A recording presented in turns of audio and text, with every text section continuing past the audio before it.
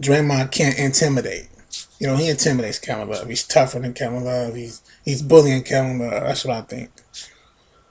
But when you get Melo, he can't bully Melo. Draymond Green he won't bully Melo. Melo will not allow Draymond Green to bully him. Melo is not intimidated or bullied by anybody. So to me, that's like 60 to 70% of what Draymond Green is. He's tough and he intimidates people. He's stronger than people and he's bullying people. But when you get a guy like Melo, oh, that's out the window because you're not tougher than Melo. I know you're not stronger than Melo. You know what I mean? And Melo's not going to back down. So when you put all that in there, you cancel all that out with Draymond Green as far as what he does to Kevin Love. Like I said, that's about 70% of what Draymond Green is. Draymond Green is not a scorer at all. You know what I'm saying? And when you got a guy like Carmelo Anthony out there, somebody who he will have to worry about on the offensive end, and somebody who will actually be able to get the ball and don't need nobody to create nothing for him, somebody who will get down on the block and put pressure on Draymond and make Draymond work. You know what I mean? And use those legs, because when you guard somebody in the paint, you know that's wearing your legs. When you got somebody leaning on you, somebody as big as Melo, Melo's like 6'8", 250, 240. That's a big guy. He's leaning on you all night in the paint, backing you down, and it makes it tough on you. You have to work more. And when you have to work more, you get tired faster. And those jump shots don't fall as fluent. And everything's not the same. And that's what I think Carmelo Anthony brings. And I didn't even bring up, the greatness that is Carmelo Anthony, which is the scorer that he is. You get LeBron James and Carmelo Anthony on the same team, man. Whew, that's just gonna be too much. With Kyrie Irving, man, just imagine if LeBron and Melo was running a pick and roll. You know what I mean? Or Melo and Kyrie was running a pick and roll. You know what I mean? And when I say Melo and LeBron doing a pick and roll, I mean Melo setting the pick and LeBron got the ball and he coming off the screen and Melo rolling. Now you got a 2-man game with Melo and LeBron. Or Melo do a pick and pop. Set the pick, step back and shoot the three. Or, sometimes you get in a bad situation where somebody might get in foul trouble. LeBron can get in foul trouble. You just gotta have a safety net. You know what I'm saying? What if LeBron gets in foul trouble? You know what I'm saying? You think Kevin Love gonna step in there and give you the points that you need to keep up with the Warriors? No, you're not. You know what I mean? You can put Melo out there. But if you got Melo out there, you know what I'm saying? Melo can hold it down while LeBron is on the bench. Kevin Love ain't holding nothing down because he's not a scorer. You see what I'm saying? When you got Kevin Love against Draymond Green, it's not that potent. He averages 20 and 10 when he goes against teams like, the Bucks or, the Hawks, the Knicks, the Pacers, teams who are not really that great. Like, these teams ain't that good. Like, they could beat these teams without Kevin Love. You know what I'm saying? Like, Melo and Kyrie could probably beat these teams by themselves. You know what I'm saying? Without Love. So when you got him out there, and, who's Eastern Conference playoffs last year? And who they go against in the finals, the Eastern Conference finals? The Raptors. Where it was Patrick Patterson. I mean, he was matched up against Patrick Patterson. He did a great job. Patrick Patterson is not physical. He's just a shooter. Excuse me. But it's the same thing when they go against the Celtics. Was it the Celtics? No, they went against the Hawks too. I think they went against the Hawks too. And it's like, well, the Hawks have Paul Millsap. You know what I mean? He's not physical. He's not. You know what I'm saying? He does good against those kind of guys. But when you got guys like Draymond, who's gonna be physical with you, man, you gotta have somebody that can get in there and get physical too. And that's what I'm saying. Carmelo Anthony would be a better fit. as far as going against the Warriors is concerned. Carmelo Anthony brings firepower too. You need firepower, man. Period. You know what I mean? And you try to make things difficult for the Warriors, which is why it brings me back to the Lance Stevenson thing I was talking about earlier. Now let's just say you're the Cavaliers, and this is what you want to do with your lineup. Let's just say sometimes you can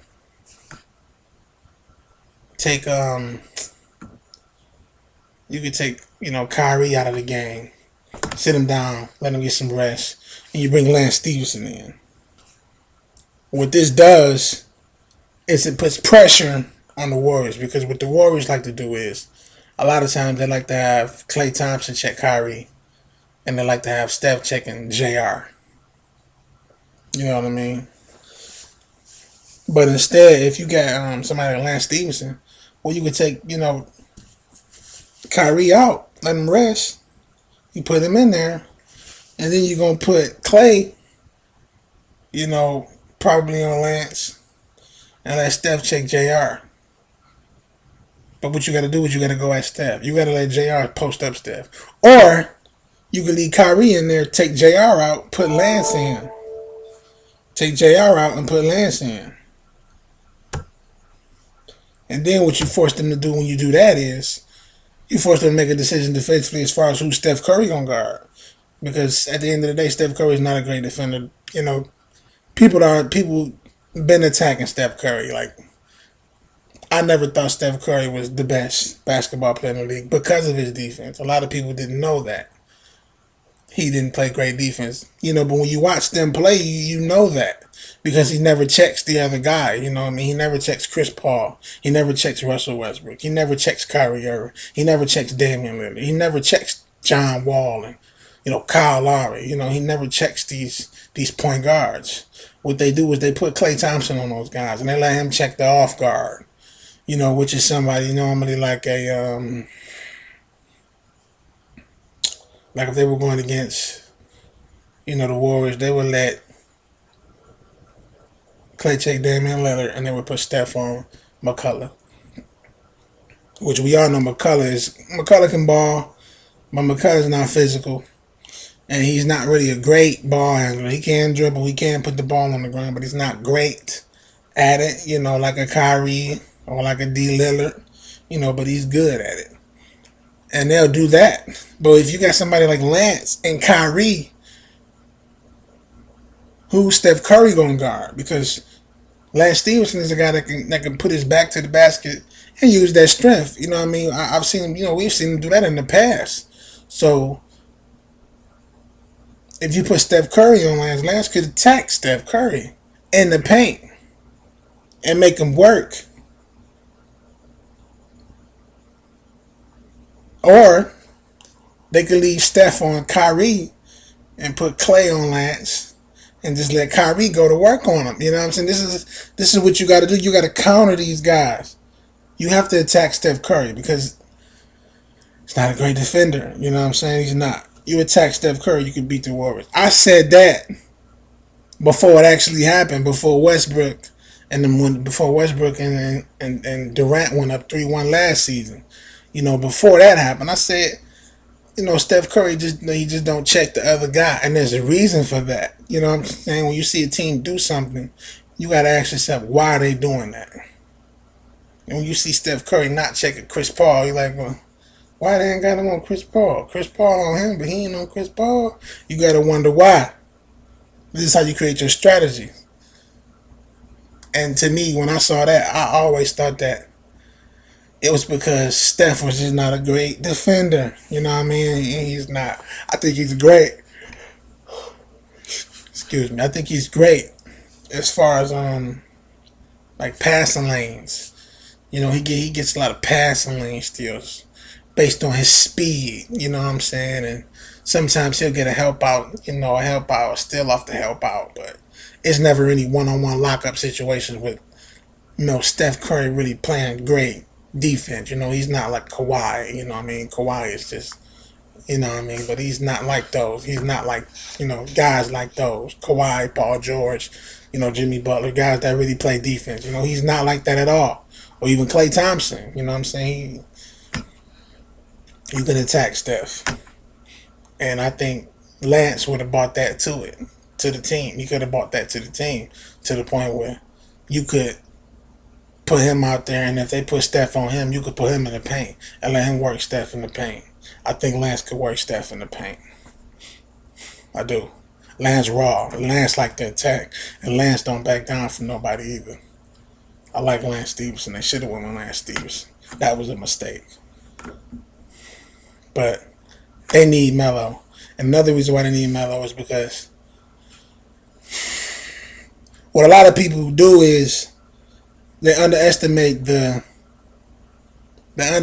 how incredible it is when you're playing with LeBron James. A lot of people underestimate the value of playing with LeBron James.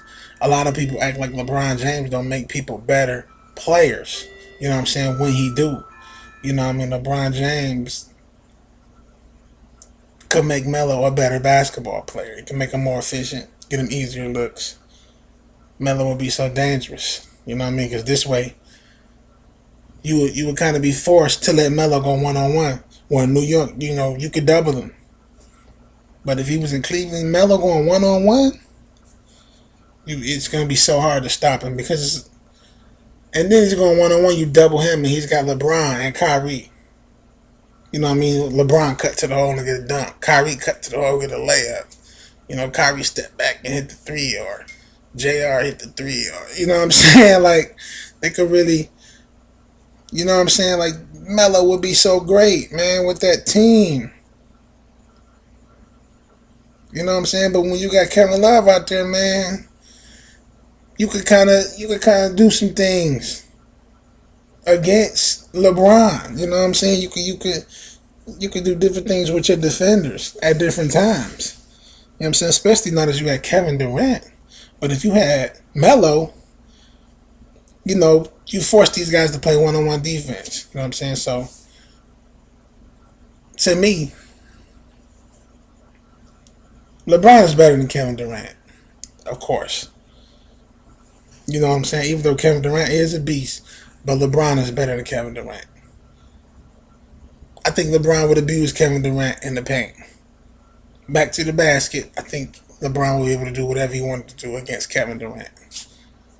And when you got that as a factor, and what this does is it puts you in a position to be able to, not to be able, I'm sorry, but to have to double LeBron.